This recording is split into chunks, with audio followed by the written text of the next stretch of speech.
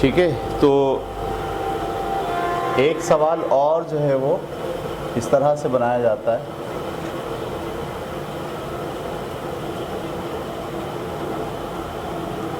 LCM तो हमने देख लिया, एचसीएफ भी हमने देख लिया, सही है। एचसीएफ से मुताल्लिक़ एक सवाल ऐसे होता है कि एक फ़र्ज़ कीजिए 3 जो है वो कंटेनर हैं, ठीक है, इसमें ऑयल है, सही है। इस कंटेनर के अंदर जो है वो 25 लीटर ऑयल है फ़र्ज़ करें, इसमें जो है वो 45 लीटर ऑयल है फ़र्ज़ करें, और इसमें जो है वो 75 लीटर ऑयल है, 30 लीटर ऑयल है, ठीक है। अब हमें इससे ऑयल निकालना है, इससे भी निकालना है और इससे भी निकालना है। तो निकालने के लिए जो पैमाना होगा, सही है, निकालने के लिए जो पैमाना होगा, पैमाने से क्या मुराद है यहाँ, जैसे दूध निकालते हैं तो उसके पास एक पैमाना होता है ना 1 लीटर का, सही है, तो वो इससे भी दूध ये ऑयल निकालेगा उस पैमाने से, इससे भी निकालेगा उस पैमाने से और इससे भी निकालेगा। तो वो कौन सा पैमाना हो कि उससे इसका भी ऑयल पूरा पूरा निकल जाए, इसका भी ऑयल पूरा पूरा निकल जाए और इसका ऑयल भी पूरा पूरा निकल जाए। तो यहाँ तो साफ दिख रहा है आपको, आपको ऐसा नंबर चाहिए जिससे ये भी पूरा पूरा कैंसिल हो जाए, ये भी पूरा पूरा कैंसिल हो जाए और ये भी पूरा पूरा कैंसिल हो जाए। समझ में आ रही बात आपको? तो इसका आप क्या निकालेंगे, एचसीएफ निकाल लेंगे। अगर इसका एचसीएफ जैसे कि जाहिर हो रहा है 15 निकलेगा, तो ये वो बड़े से बड़ा पैमाना है। इससे छोटा क्या हो सकता है, इससे छोटा 5 भी हो सकता है, उससे छोटा क्या हो सकता है, 3 भी हो सकता है, क्योंकि 5 और 3 भी इसको पूरा पूरा काटते हैं और ये बड़े से बड़ा पैमाना है, ठीक है। तो आप ये कह सकते हैं कि भाई 15 के पैमाने से भी इसमें से ऑयल निकाला जा सकता है और इसमें से भी 3 के पैमाने से भी निकाला जा सकता है और 5 के पैमाने। अगर कोई आदमी 6 के पैमाने से निकाले तो ये तो पूरा पूरा कट जाएगा, ये नापने में नहीं आएगा, ये नापने में नहीं आएगा, ये नहीं पता चलेगा कि ये कितने लीटर है, क्योंकि 42 तक तो 6 पूरा पूरा निकाल देगा, बाकी जो बचेगा उसका पता नहीं चलेगा ये कितना ऑयल है। इसी तरीके से 6 इसको भी नहीं निकाल पाएगा। तो एक इस तरह का सवाल आता है, ठीक है, जो एचसीएफ से मुताल्लिक़ होता है। अच्छा, एक सवाल ऐसे भी आता है कि किसी टीचर के पास टॉफ़ीज़ हैं, क्या हैं, टॉफ़ीज़, ये बैग हैं उसके पास, ठीक है, तीन बैग हैं उसके पास, ऐसे थैलियाँ हैं। इसके अंदर वो कह रहा है कि जनाब फ़र्ज़ कीजिए 24 टाफ़ियाँ हैं, इसमें जो है वो 36 टाफ़ियाँ हैं, इसमें जो है वो 48 टाफ़ियाँ हैं, सही है। ये एक किस्म की हैं, ये दूसरी किस्म की हैं, ये तीसरी किस्म की हैं। अब ये 3 बैग ले आया उठा के और इसमें से उसे बच्चों को टॉफ़ियाँ बांटनी है, सही है। अच्छा, वो टॉफ़ी बांटेगा, हर बच्चे को एक किस्म की टॉफ़ी देनी चाहिए, ऐसा नहीं होना चाहिए कि एक बच्चे को 2 किस्म की टॉफ़ी चली जाए। तो अब वो क्या करता है, फ़र्ज़ करो उसके पास कुछ बच्चे हैं, वो 4-4 टॉफ़ियाँ देना शुरू करता है, ये भी पूरी पूरी चली जाएँ, ये भी 4 से पूरी पूरी चली जाएँ, ये भी 4 से पूरी पूरी चली जाए। तो वो कौन सा नंबर है जिससे ये भी कट जाए, ये भी पूरा पूरा कट जाए और ये भी पूरा पूरा कट जाए। इस नंबर के लिए भी आपको क्या निकालना पड़ेगा, एचसीएफ निकालना पड़ेगा। ये बात क्लियर हो रही है, ठीक है।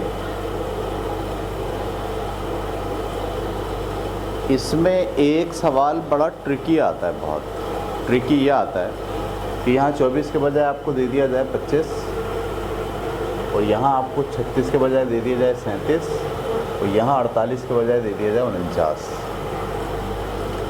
आपसे कहा जाए ये जो टाफ़ियाँ बांटने वाला जब टाफ़ियाँ बांटता है, सही है, इस थैले में से एक बच जाती है हमेशा आखिर में, इसमें से भी एक बच जाती है और इसमें से भी एक बच जाती है। आप बताओ कि वो किस तरह से टाफियाँ बांटे अब। यानी उन्होंने ये बता दिया पहले क्या बच जाती हैं, एक बच जाती है। आपका काम ये होता है कि जितनी बच जाए पहले ही निकाल दें आप। इसमें से एक बचेगी तो बटेगी कितनी, 24। इसमें से एक निकल जाएगी तो बटेगी कितनी, 36। इसमें से एक निकल जाएगी तो बटेगी कितनी, 48। इसका मतलब आपको इसका हिसाब लगाना है। ये ट्रिकी क्वेश्चन होता है। अगर आप यहाँ से शुरू करेंगे 25, 37 और 49, तो फिर आप उस नंबर तक पहुँच ही नहीं पाएंगे जो इनको बराबर बराबर क्या करता है, तकसीम करता है। तो सवाल में उन्होंने कहा भाई हम जब भी उस थैलों में से टॉफ़ियाँ बांटते हैं हमेशा क्या होता है, एक बच जाती है। अच्छा, ऐसे भी बोलते हैं एक बच जाती है। बाद सवालात में ऐसे बोलते हैं पहले वाले थैले में से 3 बच जाती हैं, दूसरे वाले थैले में से 7 बच जाती हैं, तीसरे वाले थैले में से 12 बच जाती हैं। आपको पहले ही क्या करना है, पहले थैले में से 3 निकाल देने, दूसरे थैले में से 7 निकाल देने और तीसरे थैले में से 12 निकाल देने। ये बात आपको समझ में आएगी। ये होता बड़ा ट्रिकी क्वेश्चन। ज़्यादातर टीचर जो है वो इसमें फंस जाते हैं। जब ये सवाल आता है ना भाई हम बांट तो रहे हैं लेकिन सारे थैलों में से 2 टाफियाँ बच रही हैं, तो इसका मतलब ये है कि वो जो 2 टाफियाँ वो बांटनी नहीं है, पहले ही उसको क्या करना है। जैसे 5th क्लास में ये सवाल है, 6 में भी इस तरह के सवाल आते हैं जिसमें उन्होंने कहा है कि भाई हम जब बांटना शुरू करते हैं तो आखिर में देखते हैं कि हर थैले में से 2-2 चीज़ें बच जाती हैं। तो टीचर क्या करे, सबसे पहले वो 2-2 चीज़ें निकाल डाले, ठीक है, और उसके बाद जो रकम बचती है उसको वो बांटने की, उसका HCF निकाले। अच्छा, एक सवाल ऐसा होता है जिसमें कहते हैं एक तादाद बच जाती है और एक में तीनों की बताते हैं, इसमें से इतनी बच जाती है, इसमें से इतनी बच जाती है, इसमें से इतनी बच जाती है। एक होता है बच जाना, उसमें आप निकाल लेते हैं। एक क्या होता है, इस थैले से बांटते हैं ना तो 2 कम पड़ जाती हैं, इस थैले से बांटते हैं तो 3 कम पड़ जाती हैं, इस थैले में बांटते हैं तो 5 कम पड़ जाती हैं। तो जब वो कह रहे हैं कम पड़ जाती हैं, सही है, तो इसका क्या मतलब है, इसका मतलब ये है कि आपको 2 और डालनी है इसमें अपनी तरफ से। यानी वो ये नहीं बता रहे बच कितनी जाती है, वो ये बताते हैं हम 4-4 बांट रहे थे तो आखिर में 2 बच गई, ये नहीं बता रहे। क्या बता रहे हैं, वो बांटने से 2 कम पड़ जाती हैं तो आप 2 डाल रहे हैं। कब ऐसा सवाल भी होगा कि बोले सब में 2 कम पड़ जाती हैं, एक ही 2 सब में डलेगा। किसी सवाल में कहा नहीं इस वाले थैले में 2 कम पड़ जाती हैं, इसमें 3 कम पड़ जाती हैं, इसमें 5 कम पड़ जाती हैं। तो अब आपको पता है कि इसमें 2 जमा करना है, इसमें 3 जमा करना है और इसमें 5 जमा करना है।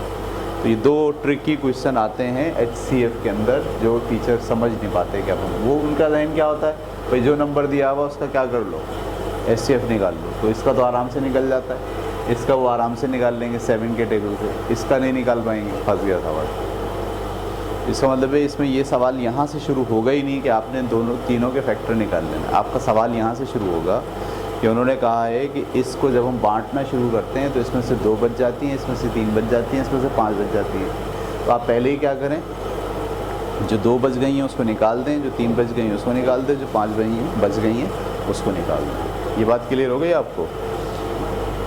अच्छा, ये तो हो गया HCF के अंदर इस तरह का कोई ट्रिकी सवाल आता है। LCM के अंदर भी जो है वो LCM के अंदर इस तरह का ट्रिकी सवाल नहीं होता। तो सीधा सीधा यही होता है कि जनाब वो कौन सा नंबर है जो इससे भी पूरा पूरा कट जाए, इससे भी पूरा पूरा कट जाए और इससे भी पूरा पूरा कट जाए, उसको आप LCM कहते हैं। ये था पूरा एक हमारा कॉन्सेप्ट LCM का, ठीक है। LCM और HCF को हमेशा आपके जहन में उसका कॉन्सेप्ट होना चाहिए और बच्चों को आप उसका कॉन्सेप्ट देंगे। अगर आप सिर्फ सवालात हल कराने पर तवज्जो दे रहे हैं तो फिर उनको बात समझ में नहीं आएगी, ठीक है। एक बात, दूसरी इम्पॉर्टेंट बात जो आज मुझे करनी है आपसे असातिज़ा से वो ये है कि देखिए जो बच्चों के पास जो कॉन्सेप्ट है वो लर्निंग का नहीं आ रहा, ठीक है। हम जब स्कूल में पढ़ा रहे हैं तो सब बच्चे रिवायती तरीक़े से पढ़ने की तरफ चले जा रहे हैं। उनका लर्निंग का जो कॉन्सेप्ट है वो डेवलप नहीं हो रहा। आप सबको क्लासरूम के अंदर रोज़ाना जब आप क्लासरूम से निकलें तो इसको आप सोच के निकलें कि क्या कुछ लर्निंग हुई, क्या वो कुछ समझ पाए, ठीक है। और लर्निंग के लिए आपको बच्चों को ये बात करनी है बार बार, ठीक है, कि जब हम पढ़ना शुरू कर रहे थे टॉपिक उसमें और जब हम क्लास ख़त्म कर रहे हैं इसमें आपकी सोच में क्या फ़र्क आया, सही है। ये फ़र्क को लाजमी बच्चा नोट करे कि जब मेरी मिस ने क्लास शुरू की थी तो मुझे ये बात नहीं आती थी, और अब जब हम मिस क्लास से जा रही हैं तो अब मुझे ये बात आती है, मैंने ये बात सीख ली है। वो पॉइंट्स की शक्ल में बोर्ड पर भी लिखे जा सकती है, वो फ़र्क ज़ाहिर किया जा सकता है कि क्लास में आने से पहले ये बात थी और क्लास में आने के बाद ये बात हो गई। एक तो ये हर बच्चे को आप अपने पीरियड के ख़त्म पर इस तरफ तवज्जो दिलाएंगे कि क्या फ़र्क पड़ा इस पीरियड का, आपने क्या सीखा इसमें, ठीक है, नंबर 1। नंबर 2, उनकी जो लर्निंग है वो दरअसल पिछली बुनियाद के ऊपर खड़ी होनी चाहिए। कहाँ खड़ी होनी चाहिए? पिछली बुनियाद पे। क्या मतलब होता है इसका? यानी आपने जो कुछ पढ़ाया है वो कोई पुरानी बात थी उनके जहन में, उस पर उन्होंने उस अगली बात को खड़ा किया है। हर टीचर इस बात का एहतमाम करे, यानी जब आप कुछ पढ़ाने जा रहे हैं तो उनको पहले ये बताएं कि भाई ये जो बात मैं पढ़ाने जा रही हूँ इससे पहले आपके जहन में एक बात है, वो जो पहले उनके जहन में बात है पहले वो वाज़ेह हो उनको, और अब आप अपनी बात पढ़ाइए जिसमें वो जो पहले वाली बात है और ये जो बात है वो उसको दोनों को क्या कर सकें, एक दूसरे के साथ ऊपर नीचे रख पाएँ, सही है। जैसे मिसाल के तौर पर मैथ की मिसाल ले लें, हम बच्चों को पढ़ाते हैं 2 + 2 + 2 मिलके कितने होते हैं? 6। और अब हम पढ़ने जा रहे हैं 2 × 3 = 6, ये पढ़ाने जा रहे हैं 2 × 5 क्या होते हैं? 10। तो ये प्लस का कॉन्सेप्ट है और ये क्या है? मल्टीप्लाई का कॉन्सेप्ट है। तो अब आप मल्टीप्लाई का नया कॉन्सेप्ट इसके बग़ैर मत दें। आप बताएं, हमने सीखा था कि 2 को जमा करते हैं आप, 3 बार जमा करेंगे तो 6 आएगा, हाँ। अच्छा, अगर 5 बार जमा करें तो अब वो 2 2 2 2 5 बार जमा, अच्छा 8 बार जमा करें तो 2 2 2। तो बोला ऐसे ही, तो अगर आपको 8 बार जमा करना है तो ऐसे जमा नहीं करें, बल्कि 2 को क्या करें, 8 से मल्टीप्लाई कर दें।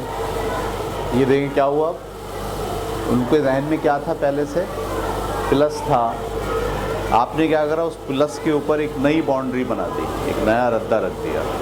तो यही प्लस जो आप कर रहे थे, अगर एक ही रकम है और कई बार करनी हो, अगर मुख्तलिफ रकम है फिर तो प्लस करेंगे, एक ही रकम है और कई बार है तो प्लस नहीं करेंगे, बल्कि क्या करेंगे, उसको मल्टीप्लाई कर लेंगे। आपने क्या करा, प्लस के ऊपर ही एक नया कॉन्सेप्ट बिल्ड करने की कोशिश की। हर टीचर क्लास में ये कोशिश करे कि जो आप बात पढ़ा रहे हैं पहले ये देखिए कि ये बात वो कहाँ रखेंगे अपने जहन में, पहले ये चेक करें। अगर आप नहीं समझ पा रहे कि वो कहाँ रखेंगे तो पहले कुछ थोड़ी सी बुनियाद रखें उनकी। हो सकता है वो बिल्कुल नई बात हो, उस नई बात को वो कैसे हज़म करेंगे, कैसे अपने अंदर जहन में फ़िट करेंगे, उसके लिए आप उनको थोड़ा सा कुछ बुनियाद फराहम करें, कुछ अटैच करवाएं उसके साथ, कोई वाक़या अटैच करवाएं, सही है, कोई रवैया अटैच करवाएं, कोई एहसास अटैच करवाएं, सही है, कोई गम और गुस्सा अटैच करवाएं। मतलब कोई ऐसी चीज़ होनी चाहिए इनिशियल स्टेज पर उन बच्चों के जहनों में कि वो उसकी बुनियाद पर आपकी बात लें। अगर बेबुनियाद बात आप दे रहे हैं तो बच्चों की लर्निंग नहीं हो। हर टॉपिक को पढ़ाने से पहले इस बात का लिहाज कर लें कि ये बच्चा ये बात मुझसे जो लेगा इसे ये कहाँ रखेगा, किस ख्याल के साथ जोड़ेगा, सही है, कौन सी खूंटी पे टांकेगा, समझ में आ रही बात, कौन से अलमारी के खाने में रखेगा या इसलिए जाके फेंक देगा, मसला ये हो रहा है वो ऐसी ले जाके फेंक दे रहा है। जब आप उससे डिमांड कर रहे हो वो लाओ बताओ तो वो नहीं बता पा रहा, इसलिए कि उसने फेंक दिया था। कमरे के अंदर आपको बोल दिया जाए ये स्टोर है, इसमें ये चीज़ ले जाके फेंक दें, आप फेंक दें, दोबारा से मंगवाएं ज़रा, वो नहीं ला पाएगा। लेकिन अगर कमरे में कंपार्टमेंट बने हुए हों हर चीज़ के, और उसको पता हो कि ये चीज़ मुझे यहाँ रखनी है, ये इस चीज़ का ताल्लुक इससे, इस चीज़ का ताल्लुक इससे है, तो फिर आप जब भी उससे बात करेंगे वो क्या होगा, वो पूरा मौजू उसके जहन में होगा बेसिक्स से। और फिर इस बात पे तीसरी तवज्जो दिलानी है कि प्रैक्टिस करें, घर पे जाए और घर पे जाके ये जो उसको बात समझ में आ गई है इसे काबू में करे। समझ में आना, बिल्ड होना, ये स्कूल का काम होता है, और उसको काबू में करना। बच्चों को ऐसे समझाएं कि जैसे हम दीवार उठाते हैं तो पहला रद्दा लगाते हैं, फिर दूसरा रद्दा लगाते हैं, जैसे मैंने लगाया। ये हमारा काम होता है, स्टूडेंट का काम इसको पानी डालना होता है। अगर घर पे जाके वो दीवार पे पानी नहीं डालेगा तो क्या होगा, गिर जाएगी, सलामत नहीं रहेगी। ये तीन बातें हर क्लास में छुपके जानबूझ के आपको बयान ज़रूर करनी है, ताकि बच्चे जो है वो उनकी जो लर्निंग है वो थोड़ी सी फास्ट हो सके। ठीक है।